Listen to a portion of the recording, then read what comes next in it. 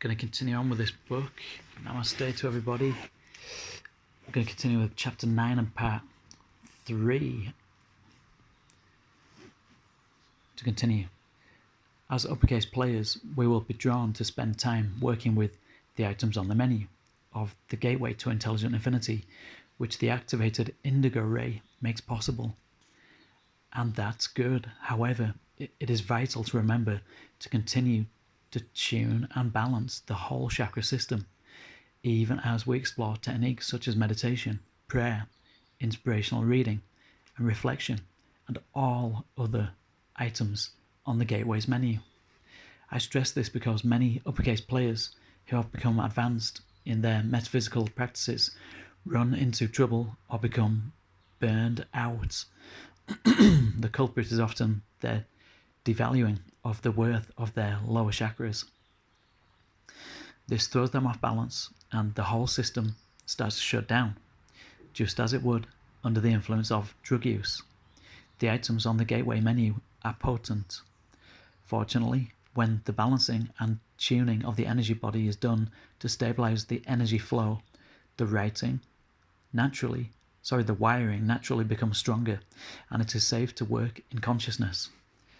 By all means, try the various gateway techniques I describe in this chapter as well as the next 2 chapters, but use caution and always recall that it is keeping an open heart and moving from that unconditional love that the uppercase player brings himself successfully to graduation. The KISS motto of Alcoholics Anonymous really applies here. The phrase stands for keep it simple, stupid. That is what the skillful player will always do, keep it simple.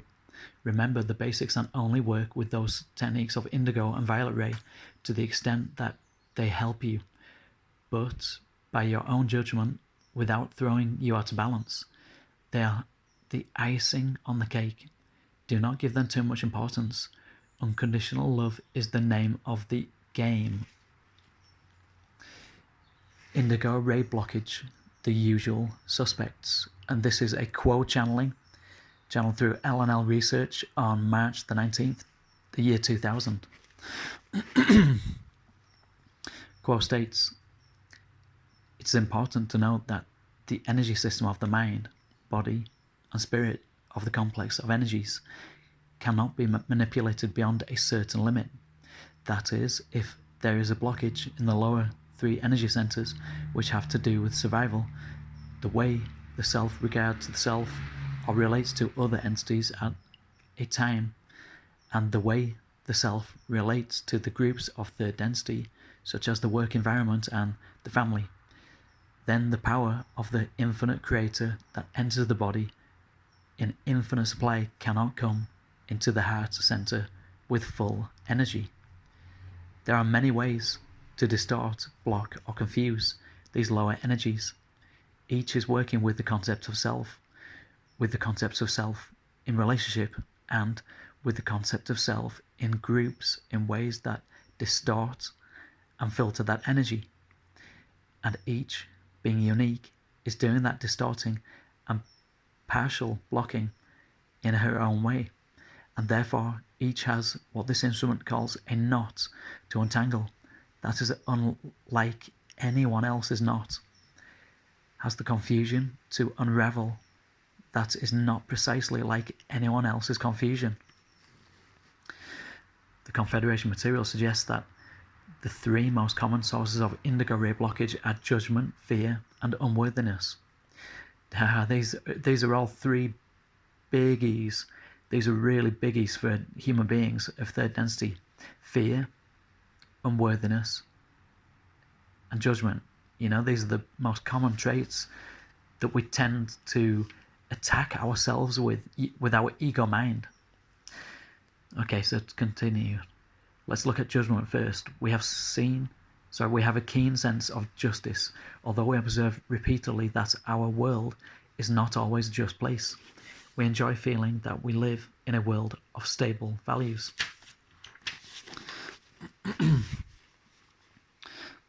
Most of us have been taught that the 10 Commandments in Sunday school, We know not to murder, steal, covet, tell lies, or disrespect our parents. However, our day-to-day lives offers us many chances to do the right thing that are not covered by the general truisms of the Ten Commandments. For instance, we might do everything required of us in a relationship, but at the same time we might hold resentment at having to do that. Then we might judge ourselves as lacking because of our bad attitude. There are as many ways to fall short of our own ideals as there are grains of sand along the shore. The seduction of self-judgment is its tidiness. We like to know where we stand. We like to feel justified in our actions and opinions, and so we judge ourselves and others endlessly. We tend to keep books, credits, and debts of behaviour and attitude. It is as though we feel spiritual evolution is linear and consists of chalking up more credits than debts. Yet the opposite is true. Spiritual evolution is qualitative, not quantitative. It runs on the energy of forgiveness and acceptance, not scorekeeping. It is inevitable that we will repeatedly fall short of our ideals. It comes with being human. And it is good to note these leaps from self-perceived perfection. As uppercase players, we are always on the lookout for ways to make more skillful choices. These errors are the grits for our mills for self-improvement. However, if our self-judgment lingers beyond the sincere desire to learn from our mistakes, then self-judgment is likely to become toxic. Too much self-judgment closes the negative pathway closes the energy pathway into the heart. The uppercase player's goal is to keep the heart open. Self-judgment has got to go. The Confederation does not draw a picture of a God of judgment. The Old Testament's vengeful Jehovah is not to be found. The Confederation's infinite creator does not keep score. Instead, it loves us endlessly. It loves us exactly the way we are. This is what I've been shown every single time that I've had an out-of-body experience, every single time that I've had a mystical experience, every time I've died clinically and had near-death experiences, and every time I've gone into deep, deep meditation, leaving my body and literally going back to the higher density realms. This is all I've been shown. So the God, the quote-unquote God of the Old Testament Bible, turns out to not actually be the one infinite creator, the true source of all that is. The Jehovah of the Bible is partly a fictional made-up character written by human beings into the Bible for fear and for power and for control over others. And it's also a description of someone known as Enlil and his team of very malevolent Anunnaki, very negatively polarized Anunnaki, came here to the earth about 200,000 years ago and stayed here for many, many thousands and thousands of years. It turns out that the Jehovah of the Old Testament is actually describing Enlil. We're going to go into this in future teachings. That's a teaching in itself, it really is. So to continue, the Confederation suggests that we are in charge of our own judgment, both during life and after its ending. We are responsible for forgiving ourselves and starting over when we find ourselves in error, and we are responsible for walking the steps of light during the graduation and choosing exactly within which intensity of light we are most comfortable. The matter of judgment is left in our own hands. Then we have the capacity for being harsh or gentle with ourselves. And most of us are our worst judges. In fact, we are all. There is no judge greater than your own conscience. Your own conscience will be your greatest judge always. We can keep score to find ourselves wanting, or we can forgive and begin again whenever we find ourselves in error. The Quo group says, It is your challenge to find ways to open the heart to the present moment and the love therein. You shall fail according to your own cruel judgment again and again.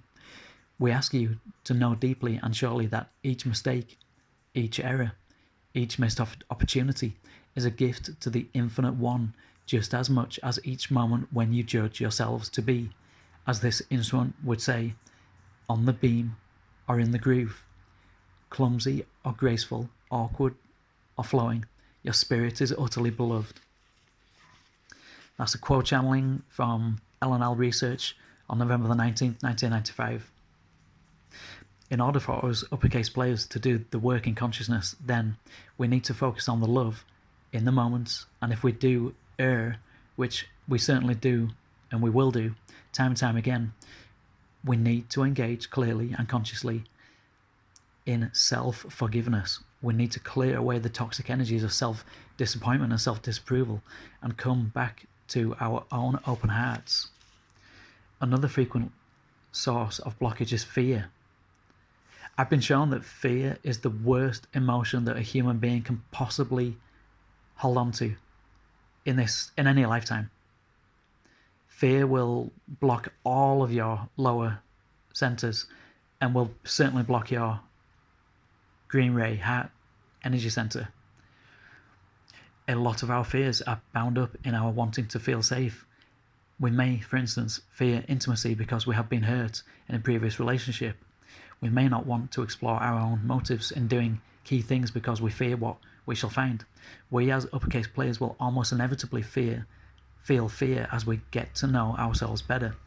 Once we start uncovering our own shadow side, how can we accept and love those dark parts of our personality that would break the 10 Commandments happily in pursuit of our goals? It is only when we remember the Confederation's assertions that we are all things whatsoever in creation, and that it is inevitable that the full cycle or circle of being contains the entire shadow side given to a human nature, we can move forwardly, fearlessly. And this is it.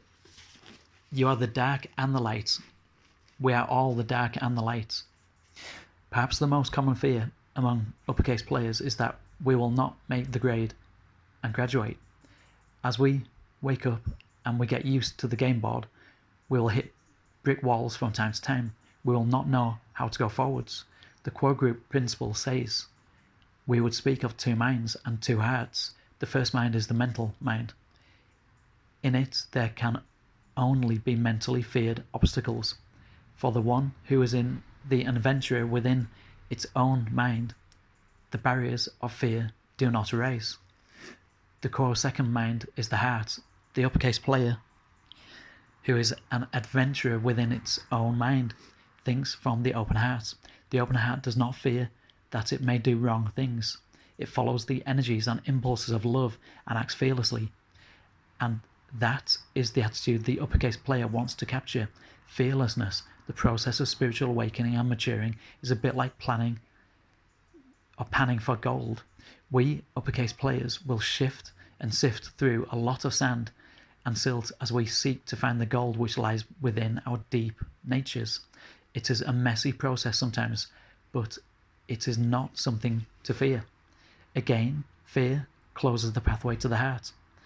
As uppercase players, we know that when we encounter fear within ourselves, we need to work within that fear until we are once again free of its constricting efforts.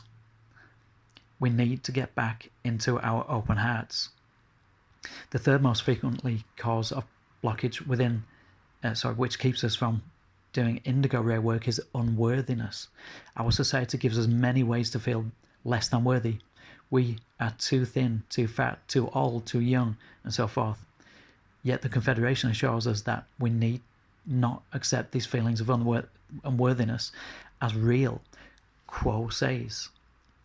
Each entity will have deeply personal areas where the energy is drawn and leached away from the metaphysical pursuits, and it is to these rough places of the personality that the worker in the consciousness will go in thought, not to condemn the self, not to attempt with the knife to excise surgically parts of the self, but rather to see the places as places where the earth is covering the jewels in such a deep way that the focus of service and learning is shifting to trivial concerns. That was Quo channeled through LNL Research on March the 1st, 1991. And we'll continue. We're pretty much out of time, so we'll continue when we pick up in the next part. Namaste.